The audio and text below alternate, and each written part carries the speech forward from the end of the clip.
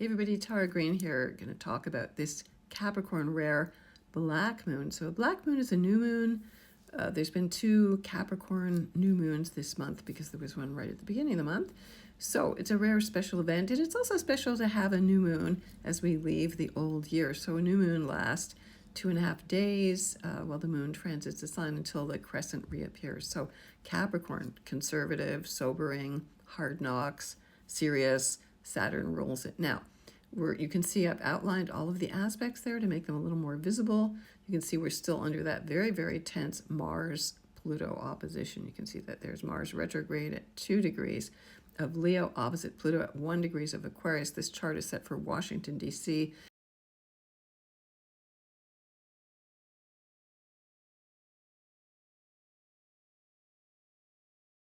Keep going here. Let's keep going. All right. Mars retrograde energy, that's why there's been all those plane crashes. Mars rules action, energy, accidents, and Pluto and Aquarius, air signs, flying things, and of course the other major aspects that we're still under is Mercury in Sagittarius, and Sagittarius rules airplanes. It rules international affairs. Opposite Jupiter, retrograde in Gemini. Jupiter's retrograde at 13 degrees of Gemini. That tension's going on until Mercury moves forward into Capricorn, and we're out of that one. But Saturn is at 14 degrees of Pisces, almost at that middle degree, squaring off. You can see that Jupiter, Saturn, Mercury. That's called a T-square. That's a lot of tension. So Jupiter and Saturn kind of balance each other out, which is really nice. But it's still tense. It's still hard, for Geminis, Pisces, Sagittarius. How are you doing? I'm a Sag, so if you have any planets in those middle degrees, you're born in the middle of your sign. There are 30 days in a sign. If you're born around the 2 weeks in, you're feeling this energy very much so. And also certain generations, if you were born in 1996 and you're having your Saturn return right now, like Timothy Chalamet and one of the BTS guys too, Kim. They're born 2 days apart, by the way. So Venus, the planet of love, beauty, harmony, the arts, she's at 26 degrees of Aquarius up there. She is also squaring off with Uranus, so your love life is probably pretty wonky. Texting, I've got all kinds of weird texts myself in the last while, so unexpected messages, chaotic messages, hard to book things actually right now, hard to keep your head on straight in a way. So remember to breathe. Uranus and Taurus, Uranus is ending.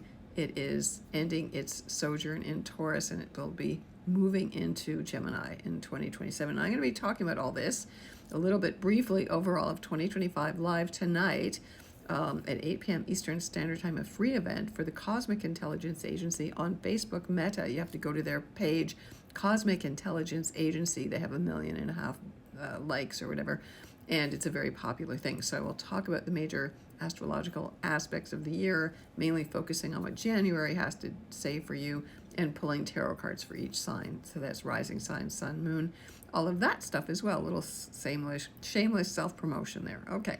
The South Node at 1 degree of Libra. The nodes will also move backwards as they always do.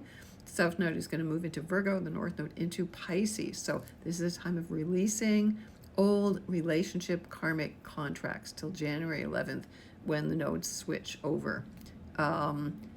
Lilith right there is opposite Chiron. Chiron is just stationed like yesterday, 2 days ago, at 19 Aries, which was the exact degree of the big Aries total solar eclipse. So we're feeling the wounds and the vulnerability and the defensiveness from that total solar eclipse, and the effects of that eclipse continue until May 2025 because it was a very long eclipse. So Lilith, so the shadow feminine coming out, and also it's justice. What happened to that landmark case in Paris, France, where that Giselle Pellicot, got her husband and all those 50 guys who had raped her under drugs. That's such a Saturn and Pisces thing. Neptune at 27 degrees of Pisces, by the way, is connected to a fixed star called Sheet. So literally the sheet is hitting the fan right now. I've also marked the other stars. You can see them there. Jupiter is close to the Archangel Michael star. Uranus is sitting on the star Algol, the most feared, projected on of evil stars. Of course, that's Medusa's head. Ceres is opposite Mars as well. Ceres is very close to Pluto at 8 degrees. So bringing that innovative women's liberation, women breaking free of old structures. They're going to be angry now. Now, the moon is full with the moon moving out of bounds. So this is a bit of a crazy energy at this new moon, because out of bounds moon is like untamed. It's beyond the boundaries that the sun can move against the tropics. That's what tropical astrology is all about. So the moon and other planets, the sun can never move beyond those boundaries unless the Earth's axis tilt changes. So it's a bit of a wild emotional time. I know this time of year is difficult for a lot of people. There's holidays, there's family, forced family, or isolation.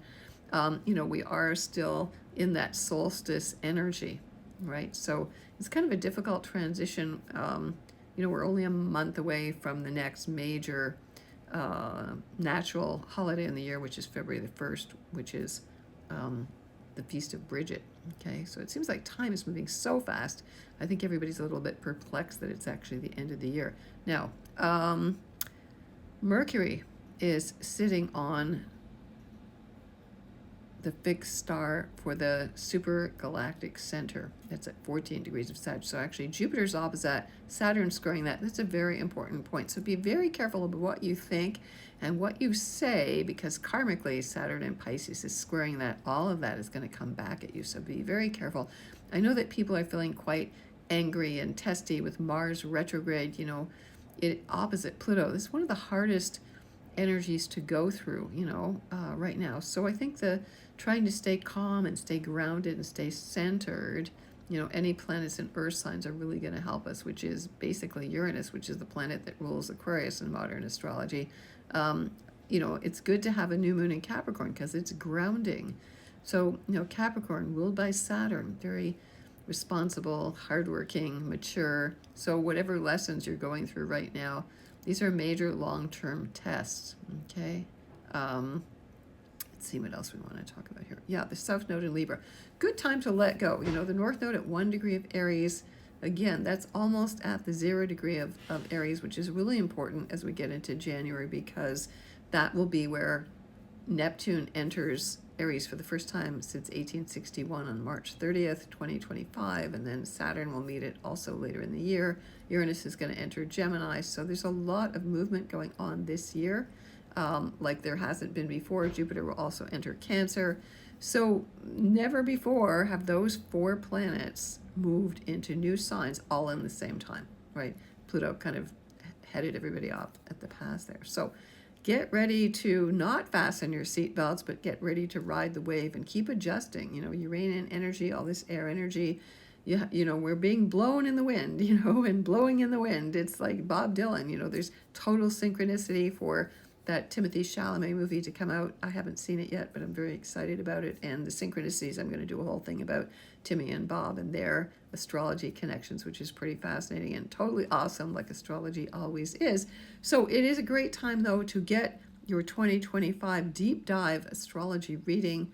I read galactic astrology. I'm also a psychic, an intuitive, a tarot reader. So it's a great time to get your preview. I have specials on right now if you go to my website at tarottarot.com. And again, join me tonight live at the Cosmic Intelligence Agency main page on Facebook. So, it's not, there's tension, of course. You can see there's a big rectangle there, a mystic rectangle, they call that, between Pluto and the North Node in Aries and Mars retrograde and the South Node. So again, it is a really great time. The North Node is always where you need to head. So new beginnings, but we can't really make any new beginnings until Mars stops retrograding, which is not going to be till February 23rd. So that's why I'm not really worried that much about making my predictions right now, because I'm much more into being authentic, and authenticity is going to be the new aesthetic as we go into 2025 and 2026. The natural order, the natural year starts on March 21st, when the sun sits on the equator and it's the first day of spring. So as the sun enters Aries, that is the real new year. This is kind of an artificial Julius Caesar created year. Again, the Romans. I can't go into that right now, but anyway, if you want to get in touch with me, I'm at tarottarot.com. So wishing you all the best. Have a great new year. Have a great new moon. Again, the moon is going to be in Capricorn, so it's kind of sober for the new year, but the moon then enters Aquarius very early on January the 1st at 5:50 a.m. That's Eastern Standard Time. So right in touch with this new age, new breath of fresh air we're going into. Sending you all the best blessings of the day. All right, take care. You know where to get in touch with me.